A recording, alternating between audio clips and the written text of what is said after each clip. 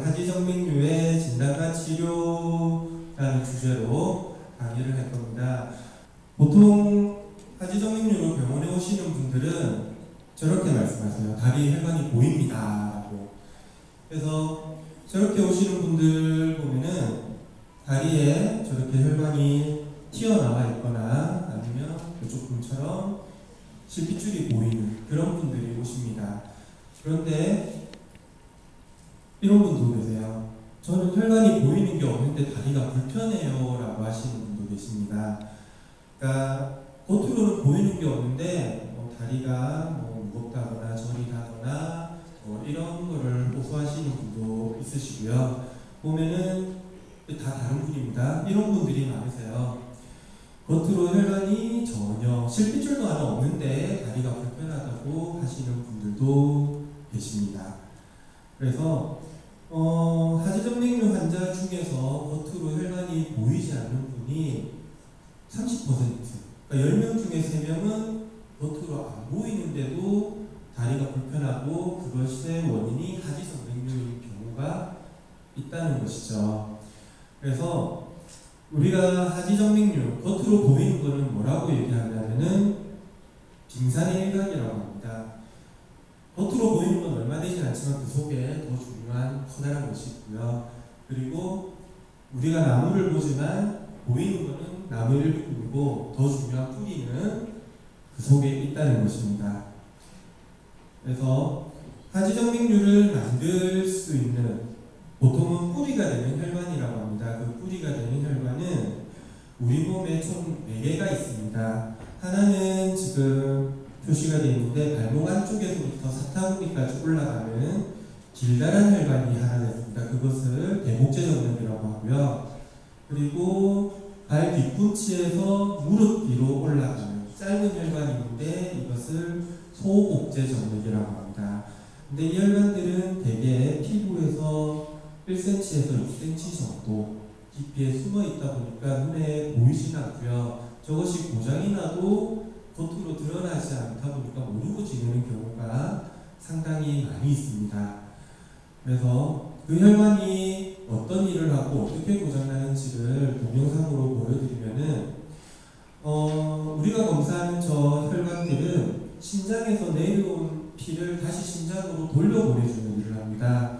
그래서 피가 항상 올라가게 하기 위해서 저 혈관 속에 판막이라는 구조물이 있고요. 저 구조물은 피가 위로 올라갈 때는 열렸다가 내려오려고 하면 닫히게 하는, 그래서 항상 피가 위로만 올라갈 수 있게 만들어주는 그런 구조물입니다.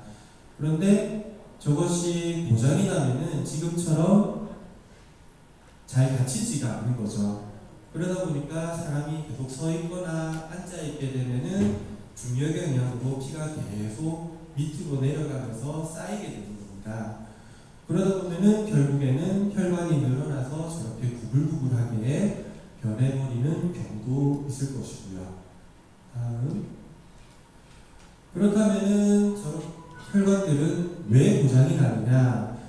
어떤 한 가지 원인 때문에 고장이 나는 것은 아니고 여러 가지 원인이 복합적으로 작용합니다. 그래서 고장이 나게 만드는 여러 가지 원인들을 한번 살펴보면 먼저 가족력입니다. 유전이 잘 됩니다. 특히 어머니에게서 딸로 전달이 되는 모계 유전이 잘 되고요. 어머니가 있으면 딸이 생길 확률이 50%까지 된다고도 보고가 되고 있습니다. 그러다 보니까 이 하지정맥류를 보통은 연세 드신 분이 생긴다고 생각을 많이 하시는데 젊은 사람에게도 많이 생깁니다. 제가 봤던 환자 중에서는 8살짜리 애도 있었고요. 그래서 병원에 오시는 분들 보면은 중고등학생들도 상당히 많고요. 병이 생기는 시점을 보니 보통 남자 같은 경우는 군대 갔다 와서 생기는 경우가 많고요. 여자분들은 이제 애 낳고 나서 생기는 경우가 제일 많은 것 같습니다. 다음 원인이 이제 임신인 거죠. 여성분들이 임신을 하게 되면은 여러 가지 몸에 변화가 생깁니다. 일단은 아기를 먹여 살리기 위해서 혈액량이 1.5배 이상 늘어나게 되고요. 그리고 혈관 자체가 많이 커집니다. 그 상황에서 자궁이 커지면서 피가 밑에서 위로 올라오는 것을 막아버리는 거죠. 그러다 보니까 정상인 상태보다 다리에 많은 피가 고이게 되고 그것이 계속 지속을 하게 되면은 병이 되는 거죠. 임신 때문에 문제가 되는 경우는 대개 출산 후 6개월 정도 지나고 나면은 정상으로 돌아오는 경우가 거의 대부분인데 이게 정상으로 안 돌아오는 분도 계세요. 6개월 지나도. 그런 분들은 대개 그냥 하지정맥류로 진행을 한다고 보시면 되고, 그래서 임신과 출산의 횟수가 많으면 많을수록 병이 생길 확률이 높아진다고 생각을 하시면 되겠습니다. 다음 요인으로는 직업적인 영향. 어떤 일을 하느냐에 따라서 병이 잘 생기기도 하고 잘 안 생기기도 하는데, 하지정맥류가 잘 생기는 직업은 한 자세로 계시는 분들이 잘 생깁니다. 서 있거나 아니면 앉아 있거나, 그리고 무거운 것을 많이 든다거나 더운 환경에 장시간 노출되시는 분들, 그런 분들에게서 하지정맥류가 잘 생기고요. 예를 들면은 사진에서처럼 마트에서 근무하시는 분들, 그리고 자동차 회사에서 근무하시는 분들, 울산에 많으시겠죠. 현대자동차 있으니까. 그리고 미용사분들도 많이 생기고요. 그리고 학생을 가르치는 선생님들, 이런 분들에게서 하지정맥류가 잘 생깁니다. 그리고 비행기 안에서 근무하는 스튜어디스나 아니면 비행기를 자주 타시는 분들, 한 자세로 계속 오래 좁은 공간에서 있어야 되는 이런 분들에게서도 하지정맥류가 잘 생기고, 그리고 장거리 운전하시는 분들도 하지정맥류가 잘 생긴다고 합니다. 그리고 무거운 걸 많이 드는 저는 군인 같은 경우, 그리고 불 앞에서 더운 환경에서 일을 하시는 요리사분들도 하지정맥류가 잘 생기는 직업 중에 하나라고 보시면 될 것 같습니다. 그리고 생활 습관도 문제고요. 어떤 생활 습관이 있을 때 잘 생기느냐, 굽 높은 신발을 신는 경우, 그리고 꽉 조이는 속옷이나 바지를 입는 경우, 다리를 많이 꼬아서 하는 경우, 그리고 운동을 하는데 좀 격렬한 운동, 힘든 운동을 하시는 경우에서 이런 병이 잘 생긴다고 합니다. 그래서 보시면 하이힐을 신고 있거나 스키니진을 입는다거나 보정 속옷 같은 거, 그리고 특이한 데 고양이가 다리 꼬고 있죠. 저렇게 다리를 많이 꼬시는 분들도 하지정맥류가 잘 생긴다고 합니다. 그리고 운동 중에서 등산을 좀 장시간 힘들게 하시는 분들이나 헬스 같은 거, 웨이트 트레이닝 하는 무거운 거 많이 드시는 분들, 그리고 축구 하시는 분들, 그리고 뛰는 운동, 이봉주 선수도 아마 하지정맥류 있을 거예요. 예, 이런 분들에게서 하지정맥류가 잘 생깁니다. 그래서 이 하지정맥류는 겉으로 보이는 것이 아니고 속에 있는 혈관이 고장난 거기 때문에 보인다, 안 보인다를 떠나서 증상들이 나타날 수가 있습니다. 어떤 증상들이 나타날 수 있냐면은 보면은 다리가 무겁다거나, 그리고 저리다거나, 붓는 느낌도 들고요. 다리가 아파옵니다. 그리고 피로감이 많이 느껴지고, 자다가 기지개를 펼 때 쥐가 나기도 하고요.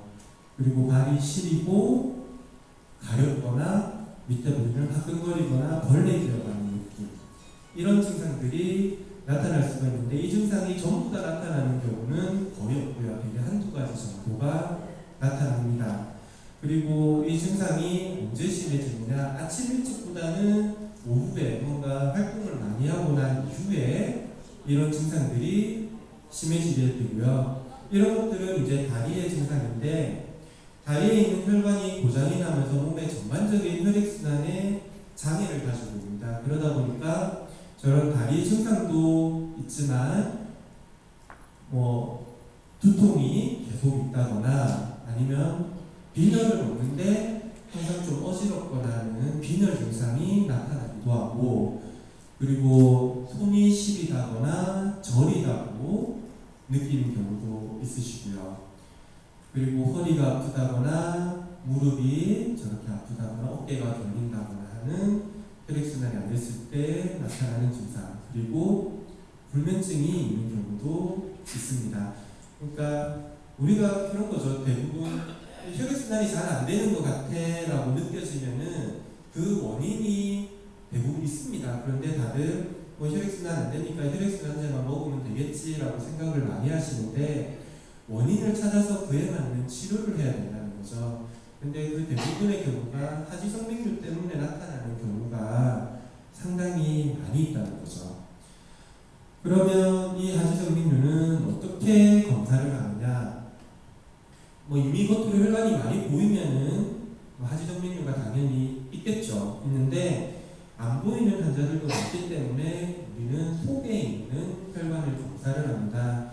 그것을 알기 위해서 초음파 검사를 하고요. 동영상 다시 한번 보실까요? 지금 보면은 파란색이 나왔다가 빨간색으로 나오고 있습니다. 저걸 어떻게 검사했냐면은 다리를 한 번씩 짜는 거예요. 다리를 짜서 밑에 고여있는 피를 위로 올려 보내준 다음에 그것이 잘 유지를 하고 있는지, 유지를 못하고 다시 내려오는지, 그걸로 검사를 합니다. 누구나 조금씩 피가 거꾸로 내려오는 게 있을 수는 있는데 그것이 정상의 범위에 들어가는지 아니면은 병이라고 할 정도인지, 그것을 보는 것이죠. 그래서 검사를 저런 식으로 그래프가 나오면은 아, 하지정맥류가 맞구나, 그렇게 저희가 진단을 하게 됩니다. 자, 그러면은 이제 병이 있다는 걸 알게 됐으면 그거를 치료를 해야 될 거고요. 근데 병원에 오시는 분들은 보면은 다들 그렇게 생각하세요. 수술까지는 안 해도 될 것 같은데 라고 생각을 하십니다.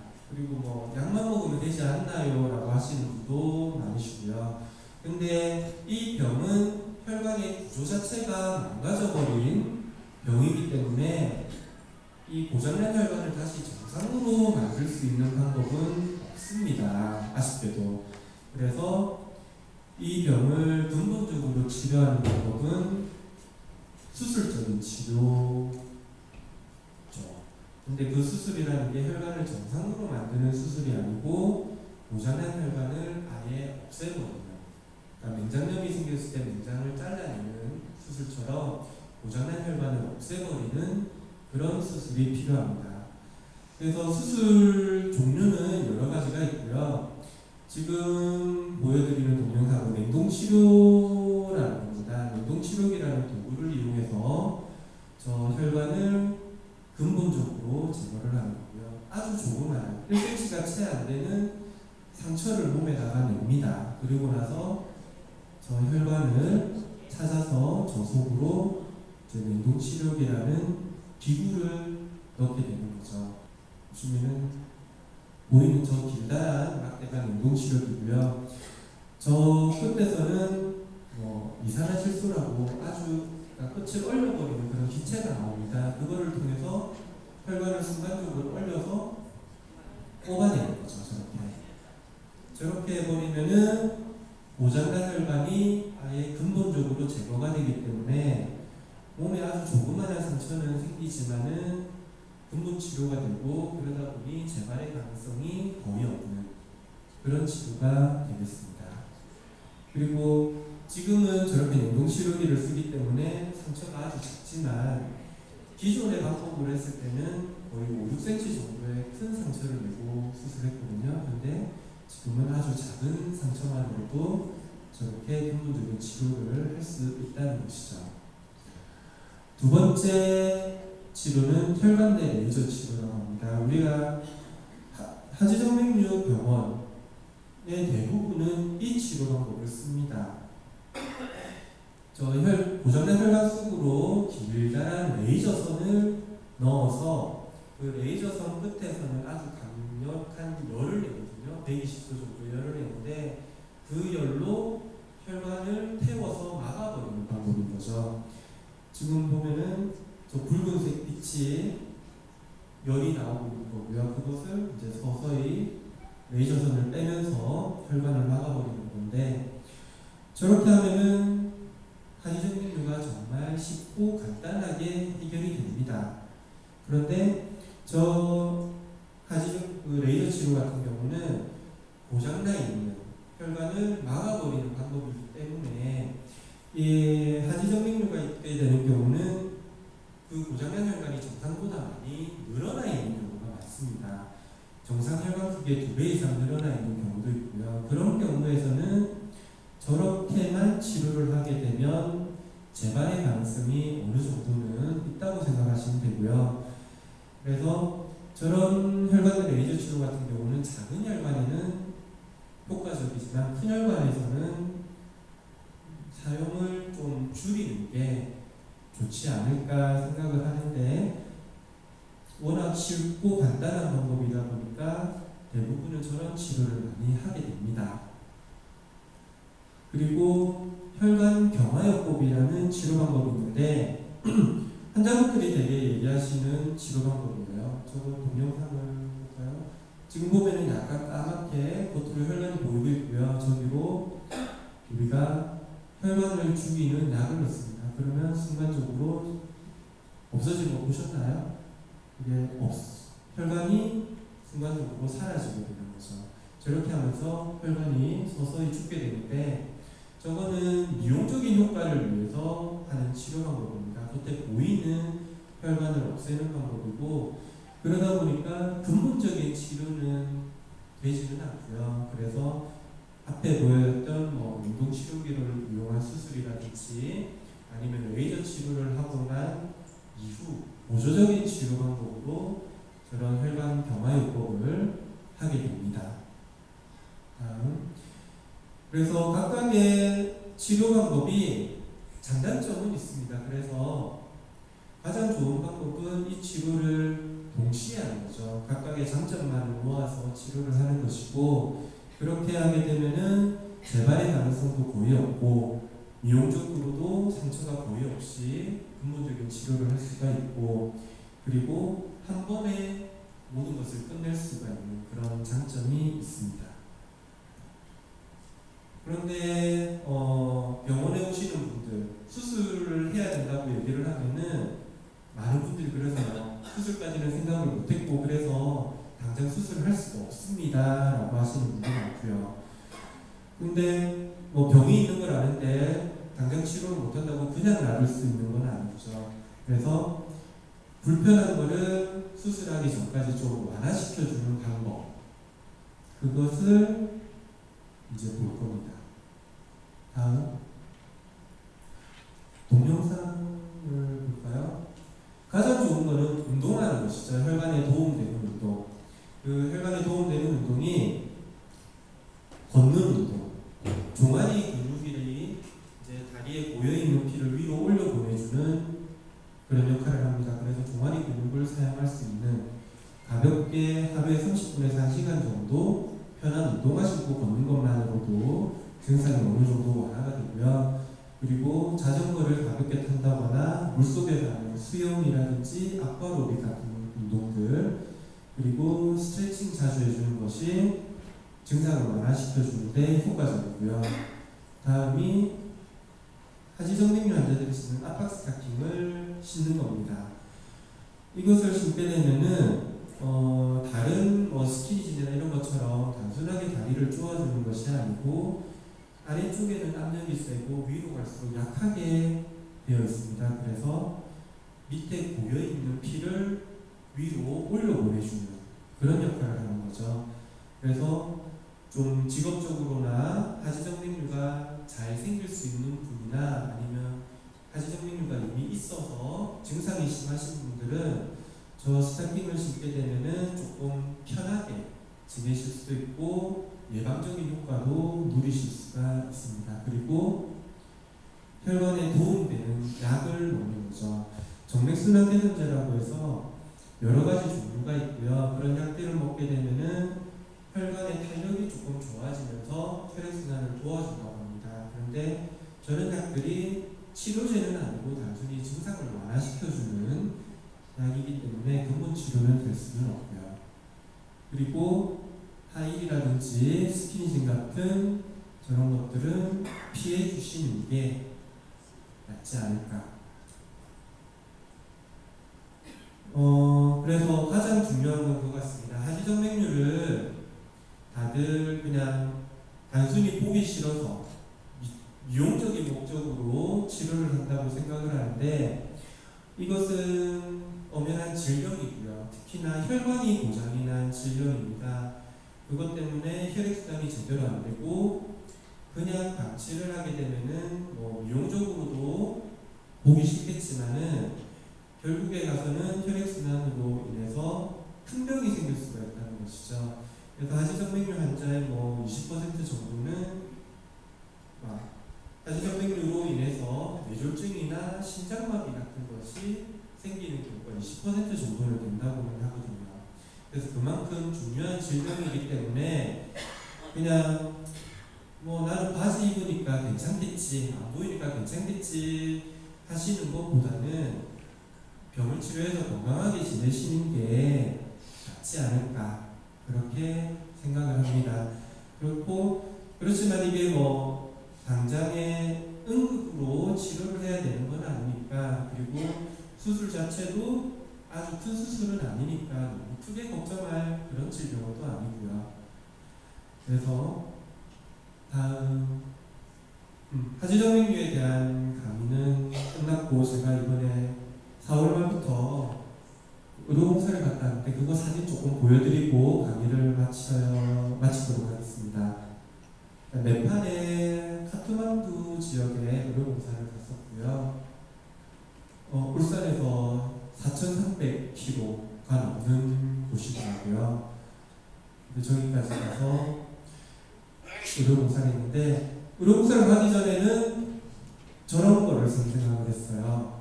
아주 날씨도 좋고 산도 멋있고 이런 거를 생각을 하고 갔었는데, 다음 볼까요? 다음, 그리고 순박한 네팔 처녀도 있고, 저런 거를 생각을 했는데 작년에 네팔에 지진이 났다는 거죠. 보니까 아직까지 복구가 제대로 안 된 부분이 많습니다. 무너진 곳도 있고, 그래서 그 지역으로 가서 의료봉사를 했고요. 물론 말이 안 통해서 옆에 서 있으신 분이 통역은 해주셨고요. 그래서 의료진이 의사가 5명 저희 단체에서 가가지고, 나머지 봉사해 주시는 분이 25명에서 총 30명이 의료봉사를 하고 왔습니다. 이제 환경도 안 좋고 그런데 다들 표정이 좋으세요. 네팔이라는 나라가 못 사는 나라기는 하는데 행복지수는 우리나라보다 훨씬 더 높습니다. 그래서 잘 살고 못 살고가 중요한 게 아니고 어떠한 마음가짐으로 사는 것이 더 중요하지 않을까, 그렇게 생각을 하게 된 의료봉사였고요. 다음, 많은 분들이 진료를 받으려고 저렇게 기다리고 계셨습니다. 이것으로 마무리하겠습니다.